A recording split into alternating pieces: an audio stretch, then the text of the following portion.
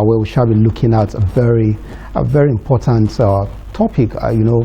Most Nigerians will always tell you that they decide what the economy is when you're able to feed your family probably 3 times a day, not looking at statistics that are being dished out by government agencies telling you whether the GDP has grown by a certain percentage or we're having an increase in borrowing, and so many issues that have to do with statistics when it comes to economic matters. And Nigerians are already reacting to the recent statistics that was released by the National Bureau of Statistics that Nigerian GDP grew by about 3.48% in the last third quarter of 2024.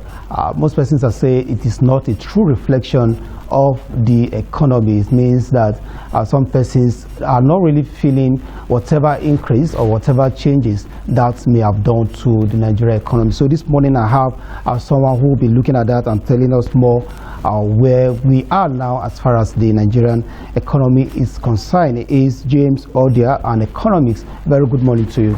Good morning. But let's begin with GDP. Most Nigerians may not really understand. Like I said, when you talk about GDP, you talk about statistics, they look at it as just mere figures. How does this reflect in what we do as individuals? Why do we really need statistics to define how the economy is moving for the layman? Yes, you see, accountability is a very important aspect of life.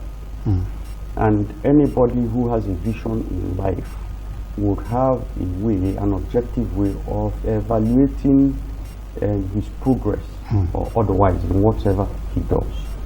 So generally, globally in an economy, what I say global, I'm not meaning the world, I'm talking of in the enclave you're trying to measure, which is your constituency and your area of focus and concern.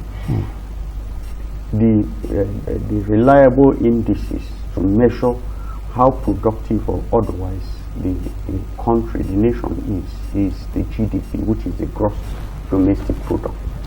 Okay, and it simply takes into account the market value of all products and services generated or rendered in that economy in a given year. So it gives you now an idea of how well we are doing. Are we productive or are we regressive? So that is one reason why the GDP is very important. So going by your analysis now, let's look at the current state where we are now. There's been a growth from what the NBC is saying, a little increment due to area of services, and then the agricultural actually contributed some little part into it. So what significance is this recent release by the NBC? Well, if I want to look at this, I'll look at it from a 3-pronged area. Okay? One, I'll look at it from the area of integrity of the reports generated. How reliable are the sources used by National Bureau of Statistics in getting to these figures? Are we sure they are so accurate? If they're accurate, fine and good. Okay? But I still believe that no matter how inaccurate it is, it must be a pointer towards the right direction. Because they are the people who have a statutory right to generate such reports. Then, secondly, another area I might look at it is that, yes, if there is a growth, okay, on the GDP, it might be a reflection of what is happening in the society. What do I mean? It might be a true reflection in that things are very tough now for people. No free lunch anywhere, no free money anywhere, and so those who were used to living relaxed life, not producing but having their needs, are now forced to go out and look for what they will do in order to make a living. Okay, so when such things happen, productivity is meant to go up no matter whichever level. Then Another area I'm going to look at it also could be on the area of making it not to be too relevant, because in economic theories, the theory of development, there are two schools of thought, which is, one is the international structuralist model, and then the other one is false paradigm. The international structuralist model tells you about how we have two classes in the world, developed nations and developing nations, and then the conditions that are prevalent, that the developing nations will continue to develop while the other ones will continue to regress, and the gaps between them will continue to widen. Now, if you come to the false paradigm, that is where I'm bringing now, whereby, people are in the nation passing through hardship, suffering, yet we are using false approaches to give them feedback, like telling them, yes, GDP grew from 3.2% to 7.5% between so time and so time. Government spending has increased, recurrent has reduced.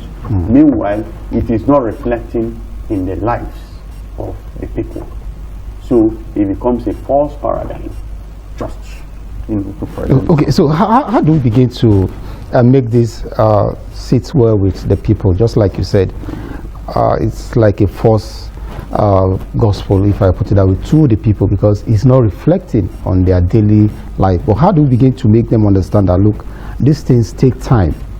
Or when you see figures like it means government is working and government spending has increased. But how do we begin to let them understand that, look, this is what will make you understand that government has been doing one or two to ensure that it better the lives of the people, instead of dishing out figures? The truth is not making people believe that government is doing something to make lives better for them.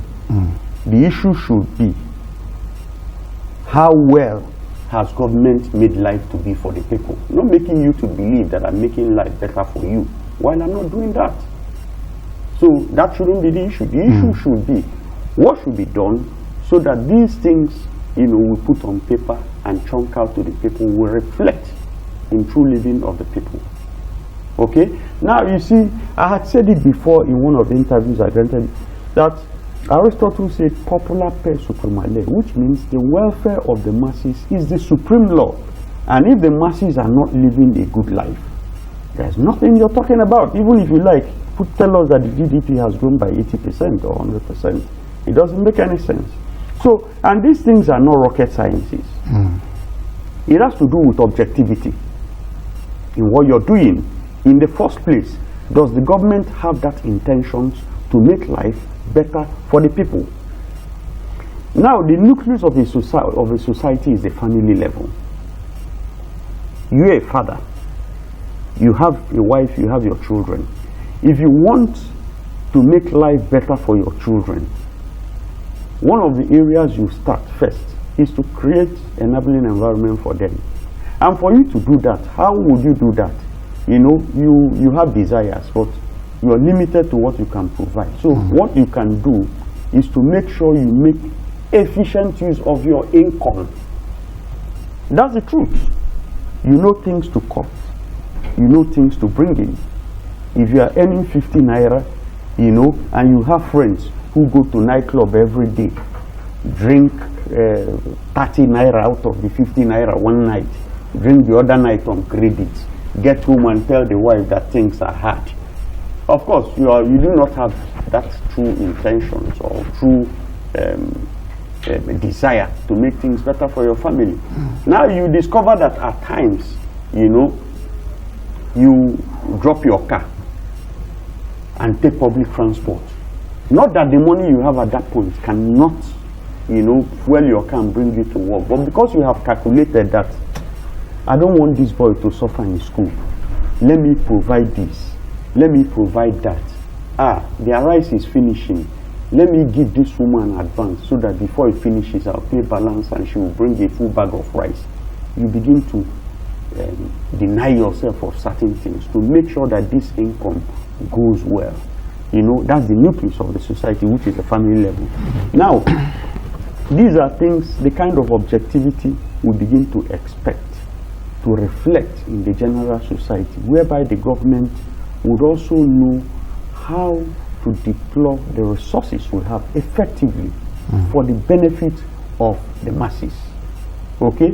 Now, in a situation whereby people cannot eat one meal, I didn't say one square meal, one meal, just one meal in a day, and people whom you know have never been productive in the society, in the sense that you've never had him to have a shop somewhere that he employed 2 persons to run for him, and the shop started growing, he opened another shop, opened the 3rd one, so that you say he has been successful in business. It's just that he was somewhere doing thuggery, and from one level of thuggery he matured to the 2nd level, from so that level he matures to another one, and now got to a point and contested for a position and is elected into a very big position in the country, gets there and started earning something, a bogus salary that does not reflect his productivity in the nation.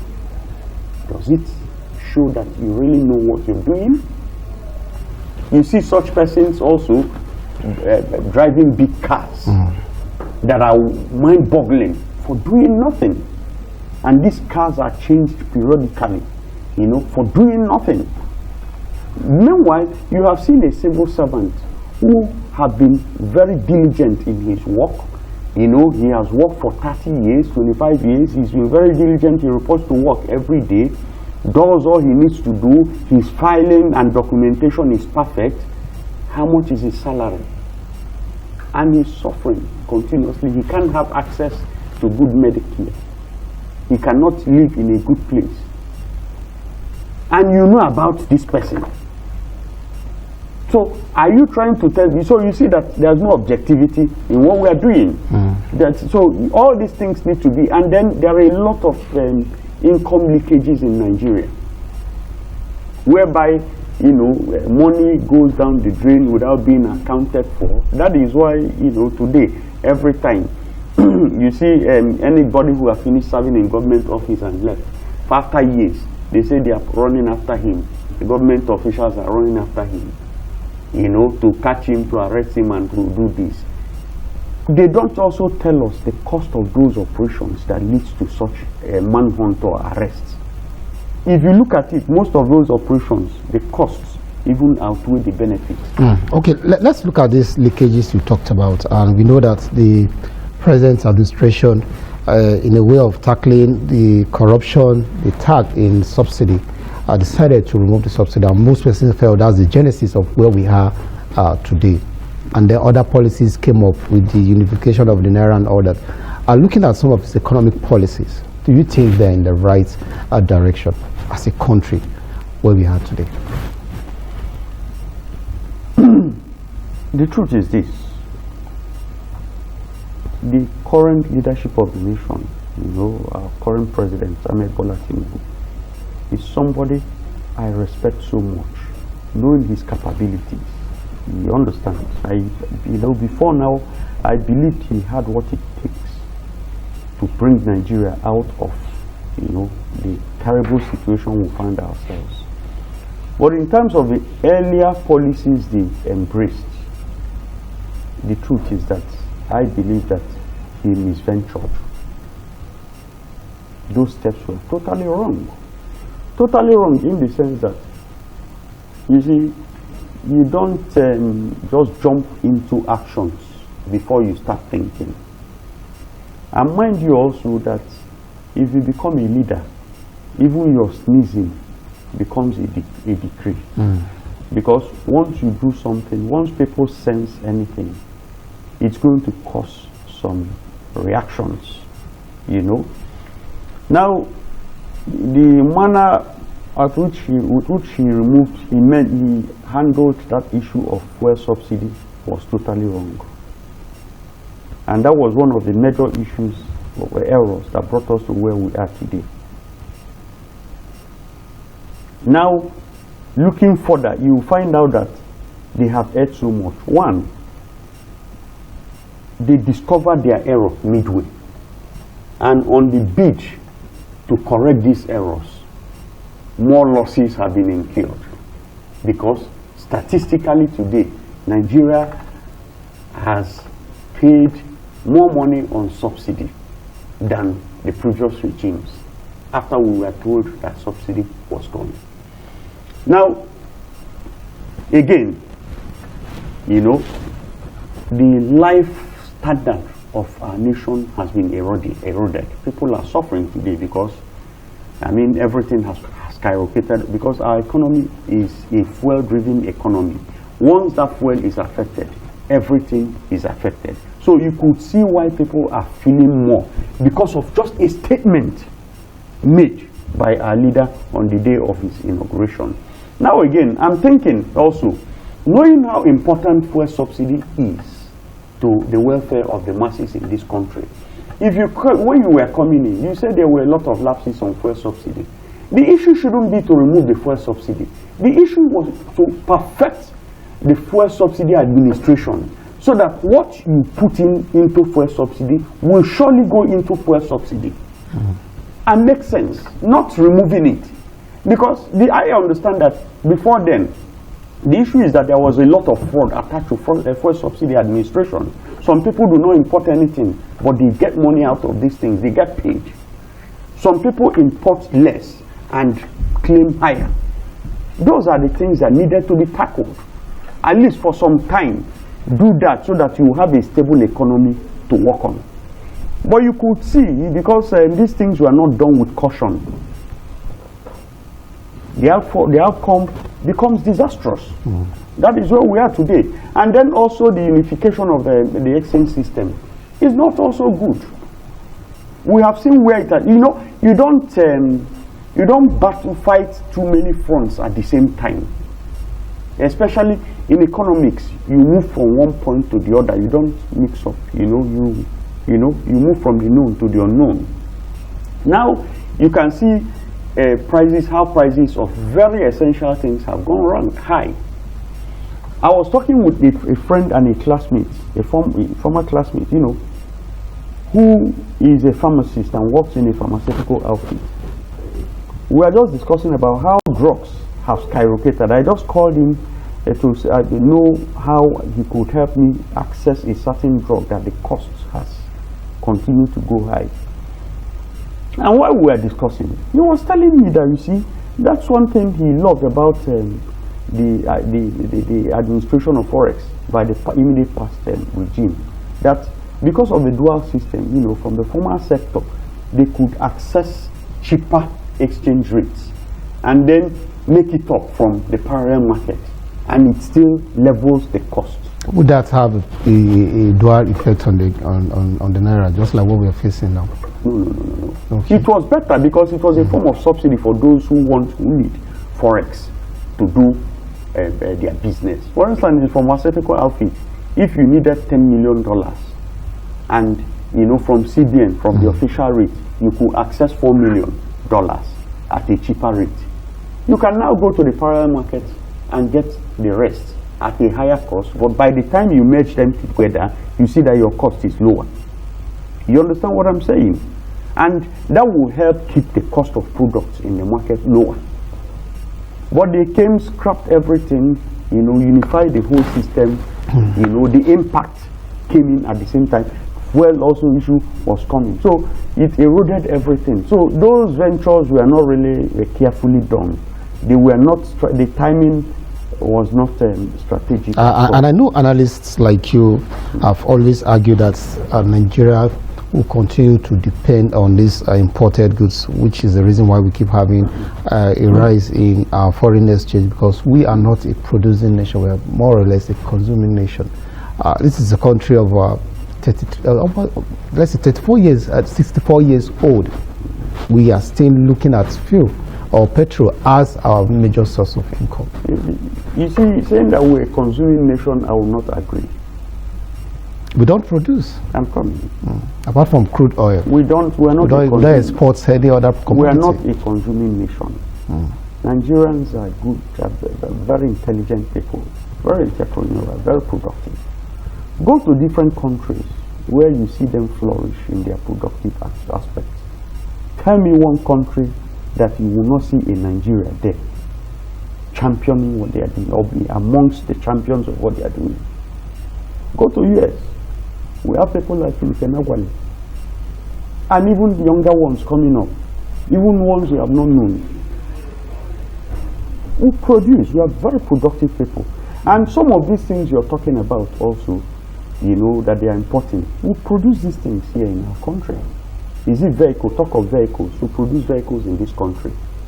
I also learned Innocent is beginning to produce aeroplane parts in this country. Car spare parts, brake parts, and a lot of things. As far back as when I was small, a young boy, I know they were manufacturing all these things at New. Is it wares?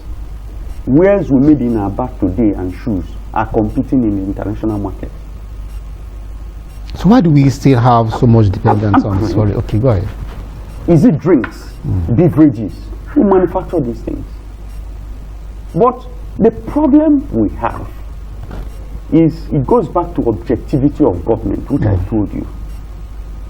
If you have that objective to make your home, to make life very conducive for people in your house, you will sacrifice a lot to ensure that that holds. You see, government does not have any business doing business.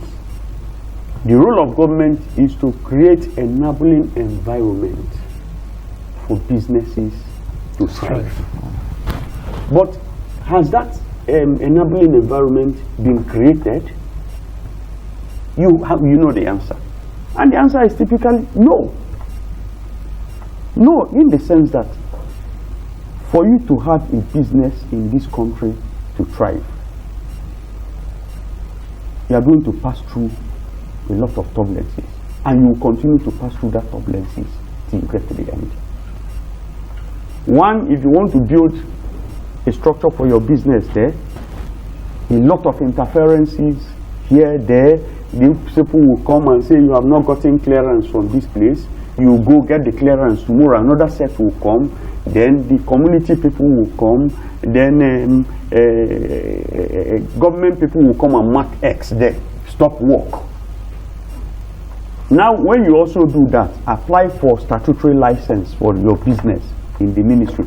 Tell me which of the licenses will you stay in your office apply, and then pay these fees, send your profile, and in 2 days time they will call you that your license is ready. We'll send you the soft copy, come and pick up hard copy. You go and push and push. You come, they tell you, okay, director will supposed to sign your form, no day. Come next week. You go again. Some even, you are meant to, part with monies that are not even statutory. By the time you finish all these things and you want to now start business, you begin to face another one. AMAC will come, tell you this. Mobile license will come, tell you this. Then tomorrow when you now want to you want to travel for your business, there is no fuel. Your driver will have to sleep in the filling station to get fuel. He's getting it at a higher cost. So when all these things are happening, it becomes obvious that the environment is not conducive for business. Now another thing is also security. That's why if you also look at the international money market, anybody bringing money funds into Nigeria, the funds are usually costlier than that which they take to other countries that are relatively peaceful. All right, because of time, we have very limited time for us, so we'll be moving over to our Lagos studio very soon. How do we begin to block, or rather, what should be the solutions? Some of these problems you just listed now. How do we begin to resolve them or find a way of ameliorating some of these challenges for businesses in Nigeria so that they can strive and compete? We have been talking and talking and talking. Nobody that does not know the right thing to do. So why are they not being implemented or not? Because there is no true intentions to make these things work. Make these things work well. If you read the true policies of we have in Nigeria in different areas, they are perfect. But implementation is the issue. And I also tell you, it's just like these things. I was talking about something on whenever somebody finishes in government office and goes, after years they will start pursuing that person to command. Why would you allow that person to perpetrate fraud? I'm sure here, because it's a private outfit, nobody can move out money easily. Because you raise a voucher from a certain department, the initiating department, you take it to your boss, to the head of that department, who scrutinizes and asks you, 3 plugs. No, it's only one that we have that is bad. And even that one said, no, keep this thing, check in the store because we bought 5 the other time. We come by, that time you bought 5, well, they will go and bring it. And replace, cancel that order, it won't go far. If he's the one that will go, he will be sure because his integrity is at stake. Before signing, he signs it and it's taken to account. Account will verify also, yes, that it falls into the category. And then it's moved to the audit. Audit will now approve before it comes back to account for payment. And in that way, you know, monies that are not meant to go out will not go out. But you'll be there, you say a governor has stolen 60 billion naira, 200 billion naira. Where were you when this? Like the case we are having now with the former governor of Kogi State. You can see, you can see the drama that, you know, has come up from that matter. It has even made that case to lose steam, you know, lose flavor. For any, like myself now, I can't invest my time, you know, talking about that case because for how long now have we been on it? Today they said he was arrested. Tomorrow they said he has done his. For goodness sake, is it a big deal to get this person's attention? He's a high-profile person, and he's been living his good life. If really these people are serious and wanted attention from him, they would have gotten that. And again, too, I should also want to say it. We should reduce this issue of they have arrested this person, they have arrested that person. These high-profile people who have worked for the masses need their respect too. If you need the person's attention, invite him to come, and don't invite him in a manner or to humiliate him when he comes. You understand? Because it's, you know, I'm trying to carry out an inquiry. You were there when all these transactions. Why didn't you stop it? Because you have a role too to play when you did not stop it. They have immunity, so. I'm not talking of immunity. And if you have immunity, it doesn't mean we should allow illegal things go. If you have immunity, one of the, if you raise a voucher, move 2 billion here. You know, there's an accountant there, there's this there, there's that there. He will tell you, okay, sorry, this 2 billion does not fall into the classification of what you're moving into. So I can't sign. And the only thing EFCC can also do is to be, because, of course, currently River State FAC allocation has been blocked, showing that there are extents you can go to check these things. They could also beam their, they have access to all bank servers. They could, you know, beam their satellite there, that if a state wants to move any money, let the bank give them details of what that money is. And they can call the bank, stop this transaction until we get clearance. All right, let me just take you 1 minute on the yesterday monetary policy meeting. You saw another increase in the interest rate, 27 points, I think 27.50. Yes, 50. 50, yes. Yes. So what does that going to do, tackling the inflation? Yeah, well, the truth is that that increase reflects reality.